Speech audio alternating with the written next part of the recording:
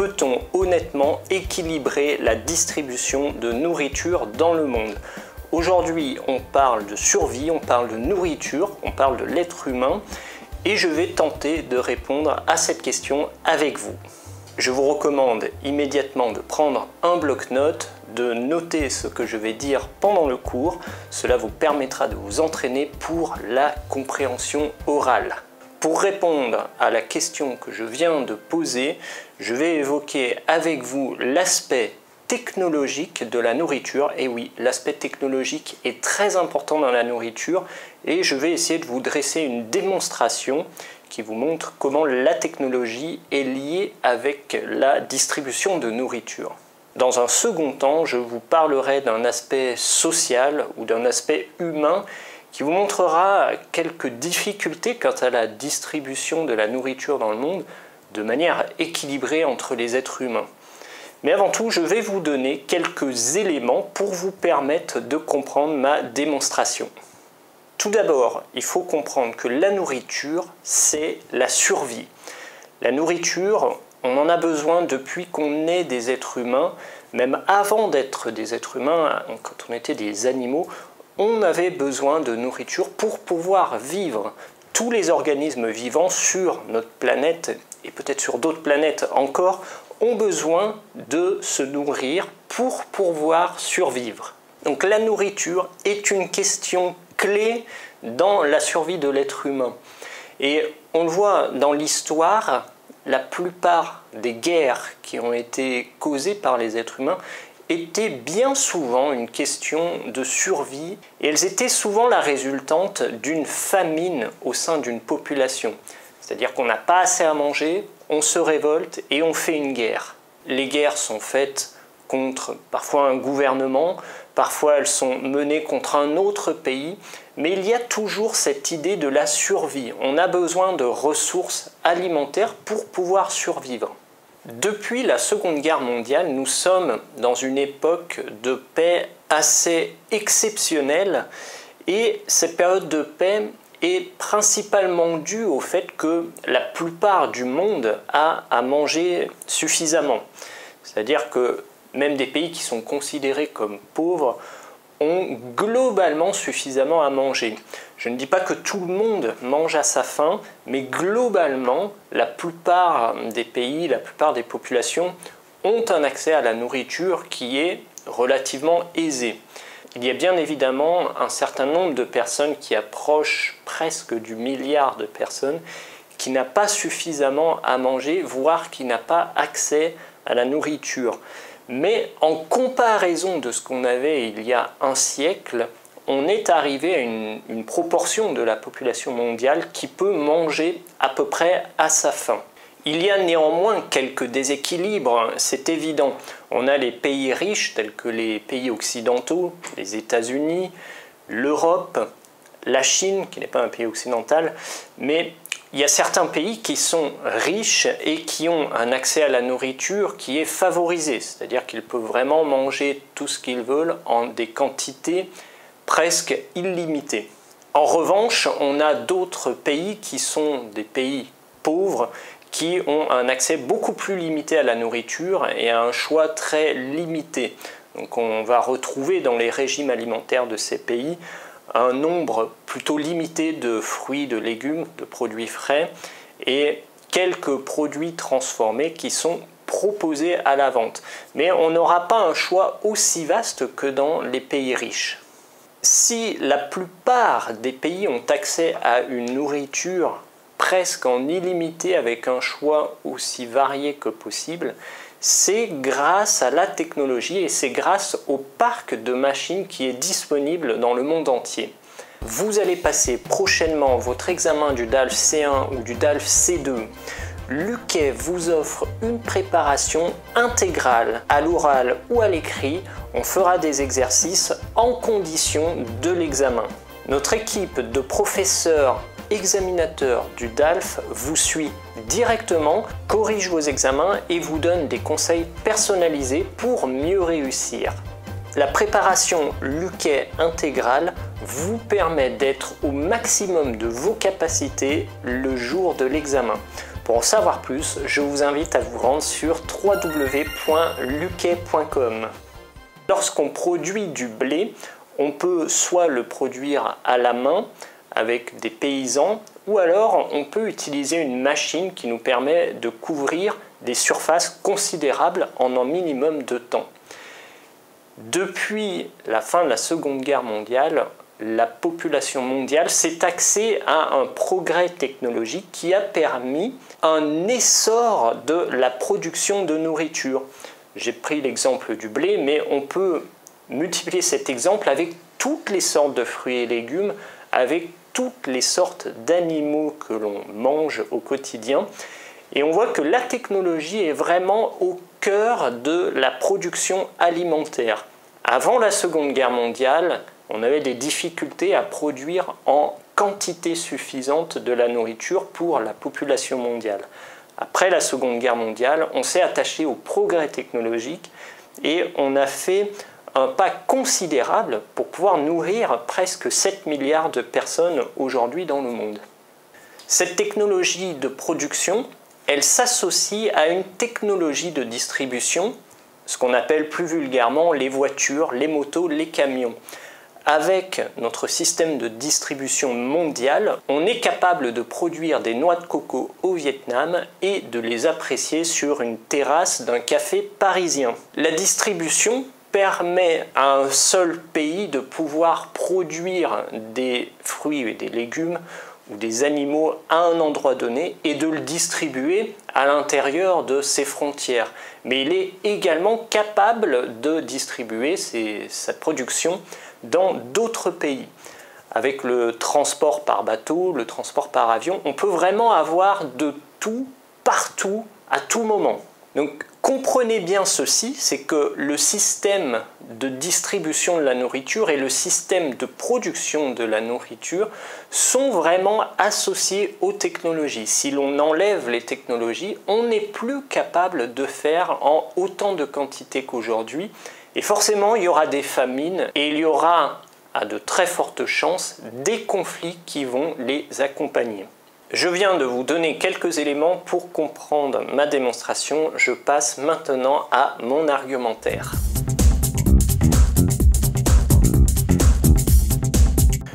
Peut-on honnêtement équilibrer la distribution de nourriture dans le monde ? Il suffit de prendre la situation actuelle pour voir que pour l'instant, ce n'est pas le cas. Cela ne veut pas dire que ce n'est pas possible, mais en tout cas, dans les faits, aujourd'hui, à l'heure actuelle, ce n'est pas le cas. On l'a vu, il y a un déséquilibre entre les pays qui sont dits riches et les pays qui sont dits pauvres. Sous l'aspect technologique, ceci s'explique par le fait que les pays pauvres ont un accès moindre aux technologies. Ils sont certes capables de produire de la nourriture avec les paysans en local, mais ils sont assez incapables de distribuer cette nourriture dans l'ensemble de leur pays. C'est qu'ils ont beaucoup de difficultés à distribuer équitablement à l'intérieur de leur pays la nourriture qu'ils produisent en local. Ceci est très simple à comprendre. Pour distribuer efficacement de la nourriture, il faut être assez rapide. Les fruits et les légumes, par exemple, ou la viande, a une durée limitée dans le temps et il faut être capable de la transporter le plus rapidement possible du lieu de production jusqu'au lieu de consommation. Pour pouvoir distribuer de la nourriture si rapidement, il faut des moyens technologiques adaptés, des véhicules, des infrastructures avec des routes qui parcourent le pays et qui permettent vraiment d'assurer une distribution dans tous les points du pays. Donc on voit les pays pauvres ont des difficultés d'accéder à ces technologies et à ces infrastructures et n'ont pas ce qu'il faut pour pouvoir distribuer correctement. Dans les faits, aujourd'hui, on peut répondre en tout cas que la distribution de nourriture n'est pas équitable dans tous les pays du monde.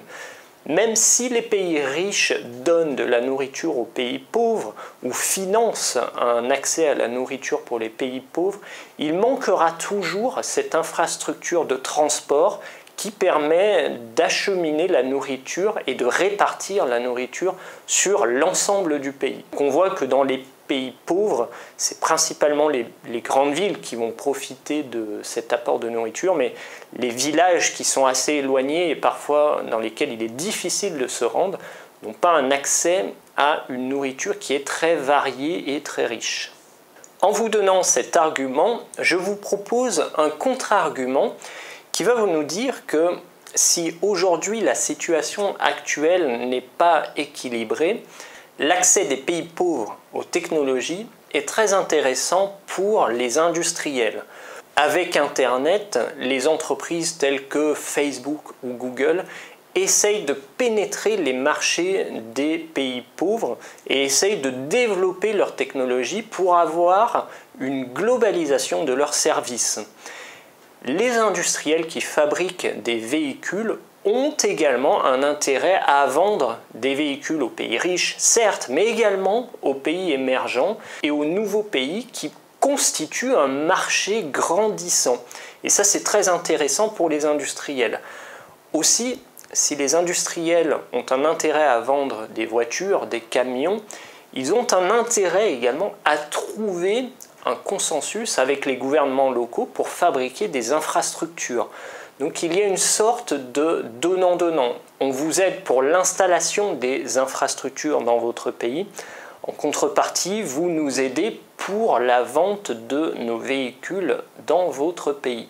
Donc il y a comme ça des marchés qui sont établis. Alors je le fais très simple, mais c'est beaucoup plus compliqué puisque ça passe par des gouvernements, ça passe par des aides au niveau mondial.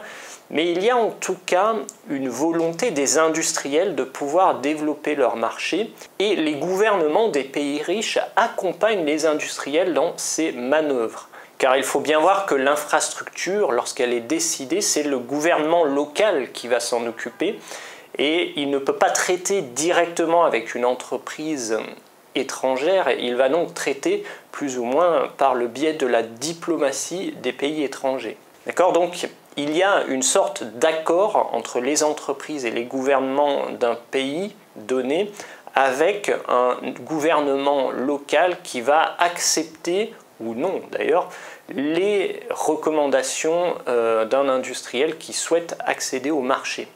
Je ne dis pas ici que ce type d'accord est un accord qui est idéal pour le pays local, mais en tout cas, c'est une possibilité d'accès à la nourriture et à une distribution plus aisée de la nourriture pour l'ensemble du pays donné. Mais il va de soi qu'un tel type d'accord pourrait entraîner des conséquences que l'on ne pourrait pas voir aujourd'hui dans cette vidéo, mais il y a une forte dépendance à l'égard du pays étranger qui investit dans ce nouveau pays. C'est en tenant compte de cette dépendance qu'il est assez difficile de développer des infrastructures et un marché. Mais on voit bien, les Chinois par exemple travaillent avec de nombreux pays d'Afrique pour pouvoir transporter leurs marchandises jusqu'en Europe et ils développent en même temps des infrastructures locales pour les pays. Alors ce ne sont pas forcément des infrastructures qui distribuent tout le pays, mais ils développent une petite infrastructure pour pouvoir supporter l'acheminement des marchandises qu'ils produisent dans leur pays jusqu'en Europe. Après ce contre-argument qui nous montre qu'un accès équilibré à la nourriture est finalement possible si l'on travaille avec les gouvernements et les entreprises industrielles, je vais vous proposer un contre-argument qui nous montre qu'on aura des limites qui seront données à ce projet. Afin de développer une infrastructure idéale, afin de développer une distribution avec des machines, c'est-à-dire des voitures, des camions qui distribuent la nourriture dans tous les pays et qui distribuent vraiment dans tous les points du pays, dans tous les villages, il faut des moyens technologiques considérables. Autrement dit, il faut des ressources naturelles pour fabriquer les routes, pour fabriquer les voitures et les camions. Et également, il faut des ressources naturelles pour avoir suffisamment d'énergie pour pouvoir construire toute l'infrastructure et ensuite pour pouvoir l'exploiter. Les voitures et les camions, aujourd'hui, ils roulent à l'essence. Demain, ils rouleront à l'électricité. Que ce soit de l'essence, que ce soit de l'électricité, on a besoin de ressources naturelles pour pouvoir produire l'énergie et pour pouvoir faire avancer les véhicules sur les routes. Avec la configuration du monde actuel, on a déjà des difficultés à alimenter en énergie tous les pays du monde avec une constance, une régularité et sans aucune interruption. On a des difficultés. On l'a vu en Chine récemment, il y a des coupures d'électricité dans certaines villes et on voit bien que ce pays, qui est pour l'instant la deuxième puissance mondiale, a déjà des difficultés à produire de l'énergie. Imaginons que l'ensemble du globe accède à une technologie de pointe telle qu'on la connaît dans les pays occidentaux. Il n'est pas évident qu'on soit capable de produire de l'énergie pour tout le monde. La limite de l'argument que j'ai présenté juste avant se situe ici. C'est la limite des ressources naturelles. Donc voilà, j'ai étudié vraiment cet aspect technologique pour vous montrer la difficulté qu'on aura à faire un équilibrage de la distribution de nourriture dans le monde. Maintenant, je voudrais terminer avec un argument assez simple à comprendre. C'est un argument plutôt du côté humain, côté social, qui est que les pays riches ont un accès à la nourriture qui est une nourriture variée, qui vient du monde entier et dans des quantités qui sont quasiment illimitées. C'est un confort que les pays riches se sont octroyés avec le temps. Ils ont augmenté en confort, ils ont augmenté leur confort d'habitat, ils ont augmenté leur confort sur la table avec une nourriture qui est riche et variée. Si l'on donne accès à la nourriture riche et variée à tous les pays du monde, ça sous-entendra que les pays riches devraient normalement limiter leur confort et devraient limiter leur quantité. Car il est évident que notre planète a une surface qui est assez réduite et elle ne permettra pas à tout le monde, donc 7 milliards de personnes, d'accéder à un niveau de nourriture qui est à l'identique des pays les plus riches.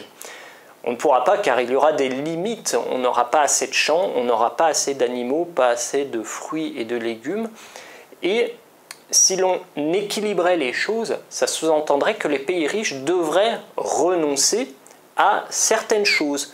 Effectivement, certains fruits exotiques que l'on cultive dans certains pays d'Afrique et qui sont consommés dans certains pays d'Europe ne devraient plus arriver en Europe mais être consommés directement en Afrique.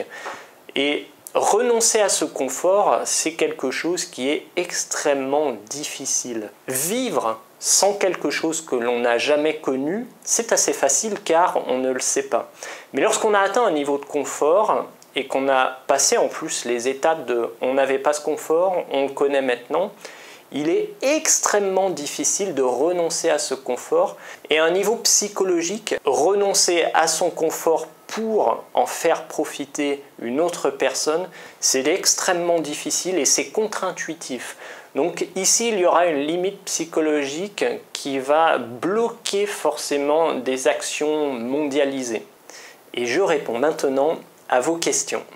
Pour bien maîtriser le français, vous avez besoin de faire des exercices pratiques et vous avez besoin qu'un professeur vous assiste. Je vous propose une série d'exercices pour préparer les examens du DELF B2, du DALF C1 et du DALF C2.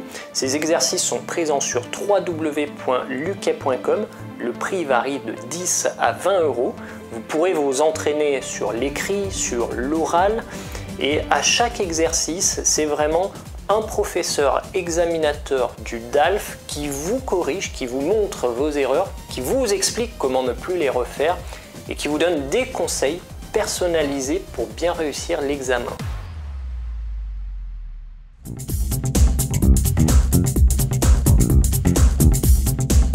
La première question à laquelle je vais répondre.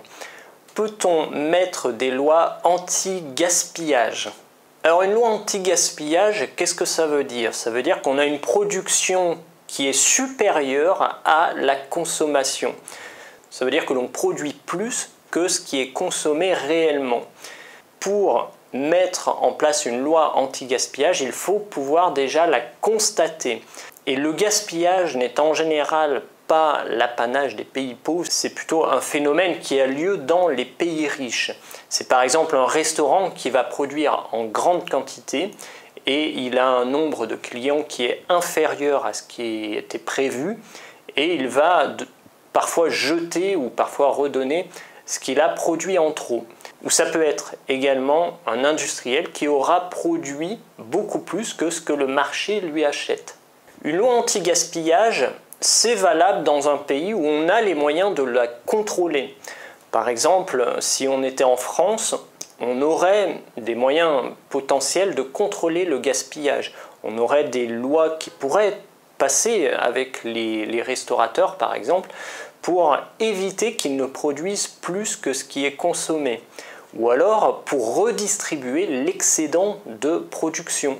Tout ce qui a été produit en trop, on le redistribue à des personnes pauvres, par exemple. Donc à l'échelle d'un pays tel que la France, c'est faisable. Mais à l'échelle d'un pays pauvre, il est déjà très difficile de constater le gaspillage et il va être très difficile de pouvoir le contrôler. Notamment dans les pays pauvres, on a très peu de gaspillage car par définition, tout le monde veut accéder à la nourriture et en principe, tout ce qui est produit va être consommé. Donc la loi anti-gaspillage peut permettre à un pays simple de rééquilibrer la distribution de nourriture, mais elle ne permet pas, dans un second temps, de pouvoir distribuer cette nourriture qui a été produite à d'autres pays. Donc on a un rééquilibrage qui est possible, mais seulement à l'intérieur d'un pays. Car évidemment, tout ce qui a été produit en trop, bien souvent, on ne voit qu'il a été produit en trop que lorsqu'il devient périmé. Et lorsque c'est périmé, ce n'est plus consommable et on ne peut pas le redistribuer à des personnes qui habitent trop loin. Autrement dit, lorsqu'il y a un excédent de production dans un pays, il est impossible de pouvoir l'envoyer à un autre pays dans le monde. La loi anti-gaspillage à l'intérieur d'un pays, oui, mais elle ne permet pas de réduire les inégalités dans le monde entre les pays. Deuxième question, ne devrait-on pas interdire aux pays riches de prendre la nourriture des plus pauvres? Alors ici, ça touche une question économique. Et oui, encore, dans mes cours, il y a toujours de l'économie. Cette question relève de l'économie car lorsqu'un pays riche prend de la production alimentaire d'un pays pauvre, il l'achète. Et lorsqu'il achète cette production, il va permettre au pays de se développer et il va permettre à l'infrastructure de ces pays pauvres de pouvoir se développer. Donc finalement, quand un pays pauvre vend sa production à un pays riche, il s'enrichit lui-même et il dispose de moyens pour pouvoir se développer. La question ici qu'il faut se poser, ce n'est pas tant que le pays riche utilise la production du pays pauvre, elle est plutôt de se poser, est-ce qu'il l'achète au juste prix? Car il y a fort à parier que les pays pauvres vendent leur production à un prix qui est assez bas par rapport au prix de consommation à l'intérieur du pays riche. Pour faire simple, je prends un exemple, un magasin ou une chaîne de magasins aux États-Unis achète par exemple 1 kg d'orange à 20 centimes de dollars dans un pays d'Amérique latine et il va la revendre peut-être 2,50 $ sur le territoire des États-Unis. Donc il y a une différence de prix qui est assez considérable. Certes, le prix de vente au niveau de la production permet quand même de développer l'infrastructure du pays d'Amérique latine, mais les moyens ne sont peut-être pas à la hauteur d'un rééquilibrage. Il faudrait peut-être avoir des quotas ou des tarifs mondiaux qui permettent de ne pas vendre en dessous d'un certain prix pour que les pays pauvres puissent accéder à une technologie un peu plus rapidement que les pays riches et ceci rééquilibrerait les marchés et ceci rééquilibrerait la distribution de nourriture. Mais aujourd'hui, dans le monde dans lequel on vit, on est en anarchie et c'est souvent le pays qui est le plus riche, le plus fort, qui peut imposer le prix d'achat aux pays pauvres. Et les pays pauvres n'ont pas le choix car ils ont quand même besoin du peu d'argent que proposent les pays riches. Donc l'interdiction donner à des pays riches de prendre la nourriture des pays pauvres n'est peut-être pas favorable, car l'économie qui est engendrée ici permet néanmoins un développement du pays pauvre. Par contre, il faut sans doute viser un équilibre des ventes et encadrer cette pratique du commerce international. Aujourd'hui, on a un système où c'est libre. Chaque pays, chaque entreprise définit ses tarifs tels qu'il le souhaite.